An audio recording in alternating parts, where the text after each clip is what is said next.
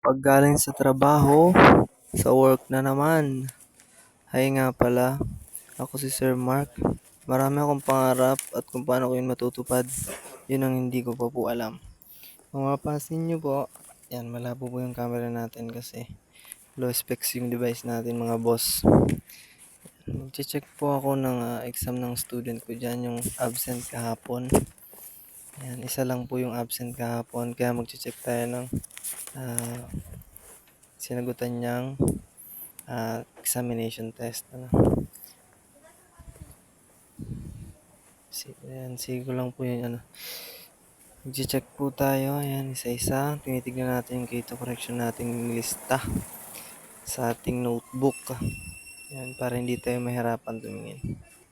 And after ko nga mag-check ng examination test ng aking ng aking student, ay kinuha ko na yung ating Math 10 book. May grade 10 mathematics booklet or book. Ayan. Gagawin ko naman po dyan ay ililista ko yung mga examples and solutions or yung na-solve ko para i-deliver yung lesson sa mga students ko. And yes, I am a grade 10 advisor from a private school. From a private school. Yan po. Nililista ko yan dyan. Lahat po ng mga lesson ko ay nililista ko at pinag-aaralan ko bago ko i-deliver sa students yung lesson natin, guys. Yan, kung mapapansin niya yan. Tingin sa tingin sa books. Tapos sulat, tingin sa books, sulat, yun lang. Sabay critical thinking. Kung paano nakuha, kung paano na-solve yung problem, yung math problem natin. Ayan. Yung papa ko tumingin pa, sumilip pa. Yan, nililista ko lang yan. Hindi pa ko kaluwete mga bossing Yan, inom muna ng kape. Yan. Gabi na pero nagkakape pa rin mga boss. Ay mga sir.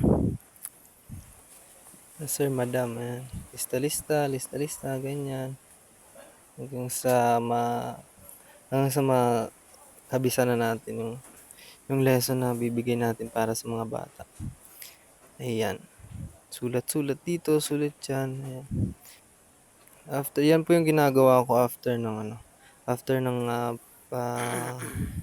after kong pumasok sa school or after pakauwi ko ng bahay. Yan, gabi-gabi kanyang ginagawa. Minsan hindi naman kasi kung may vacant naman ako kasi tuwing hapon, doon ko na mismo pinag-aaralan at nililista ulit. Yan, lista-lista lang tayo mga bossing. Yung mga sir pala, mga sir madam. Yan. Lista. Yan, marami tayo. Yung topic natin nasa geometric sequence na tayo mga boss. Ayan. Instead na common difference, common ratio na po yung kinukuha natin dyan mga bossing. First term, second term, third term, mga ganyan mga boss. Yan po yung mga kinukuha natin dyan. Yan. Fast forward natin.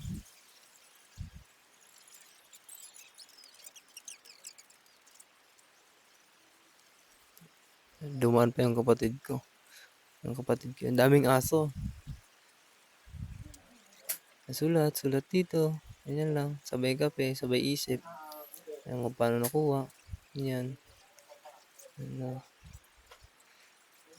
Sulat lang tayo mga boss. Ay mga sir, madam. Yan. And after nyan, done na tayo. Yan. Update ko kayo sa susunod nating upload mga boss. Yan. Mga sir, madam. Ayan. Sana magustuhan nyo or supportahan nyo ako mga boss. Mga sir. And guys. Tapos na ako dyan. And the rest, kahit tignan ko na lang yung books. And guys, tapos na tayo. Bye bye guys. Thank you for watching.